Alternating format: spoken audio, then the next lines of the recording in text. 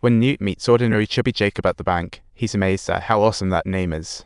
But just as he's about to cast a forgetfulness spell, Tina pops up like a human shield. Just because she wants him to testify, and Jacob overreacts after being bitten. Newt tries to take him, but the other says Congress forbids it. Newt can't help but poke fun at how outdated the law is, and then Tina insists the two must join her on an adventurous family trip. The trio sets off. Niffler hides behind a tart, no pets in sight.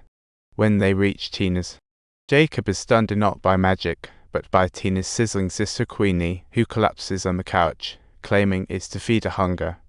Talk about a stunning surprise. Jacob thinks she's got mind-reading skills, but Queenie assures him there's nothing to fear. Those little drinks in her head don't mind. Suddenly, Newt spots running critters outside, and as he sees her busy in the kitchen, Tina reassures him the food is not toxic, so he reluctantly sits down to eat. During the meal, Jacob's enchanted by Queenie, who's interested too.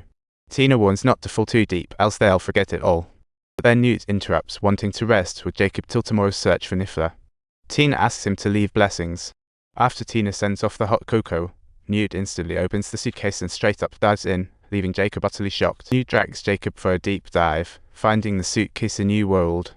But he stays silent. He immediately checks wounds and makes medicine, ensuring Jacob can swallow it without worry, then jumps into his job as the old meat merchant, dishing Jacob. Collecting venom from an unknown animal puzzles Jacob. Newt explains it's the obscures, soothing painful memories with venom. That's why he quickly collects the study, urging Jacob to keep up.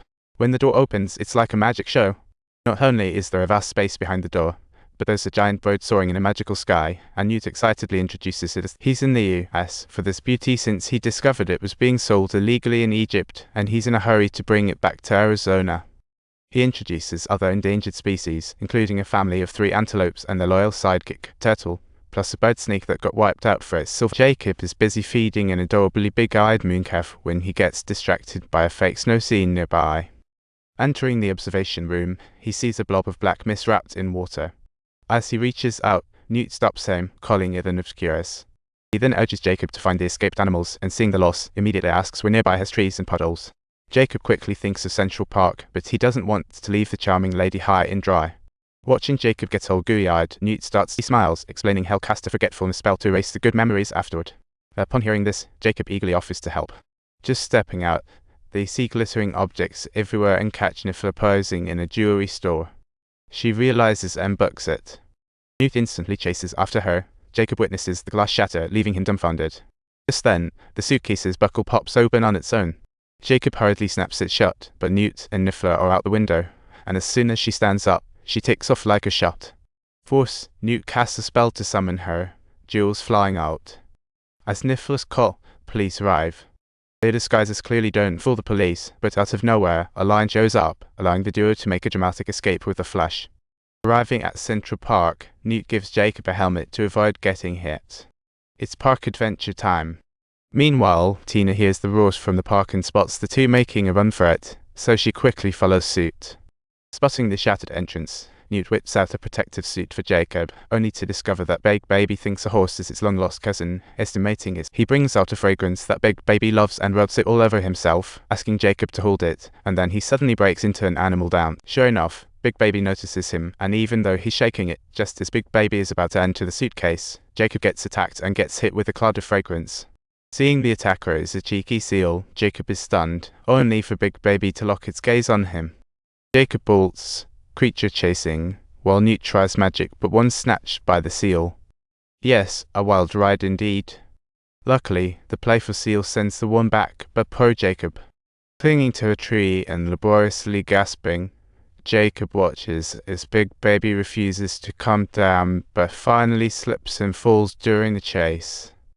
Newt swiftly opens the suitcase and sticks to it, and just as they both get inside, Big Baby gives Jacob a gentle kiss and they end up as pals.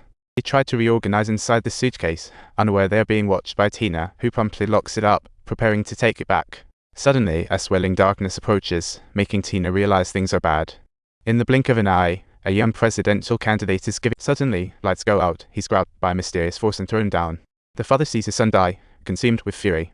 This incident quickly grabs the attention of the magical community, and while the officials discuss strategies, Tina barges in, becoming the center. The president demands to know why she's barged in, and Tina claims she came to capture those who carried magical creatures yesterday, yet the president is furious about her responsibility, because someone has died now, leaving Tina totally confused. But she complies and opens the suitcases. On stepping out, Newt and Jacob are recognized by the British Ministry of Magic. Despite being the victim, Jacob is ordered the forgetfulness spell. Gazing at the floating bodies above, Newt immediately deduces that animals aren't at fault for this.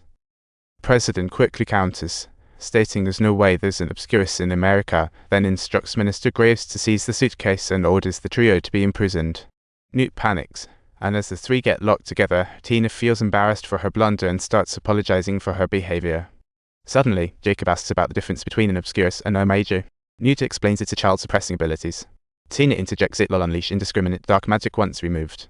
Newt then knows that although it hasn't shown up in centuries, a few months ago while traveling in Sudan, he discovered a girl under 10 who had one, but her life ended. Following that, Newt and Tina are taken away for questioning, but interrogator Graves soon learns that Newt graduated from Hogwarts and nearly got expelled for threatening others.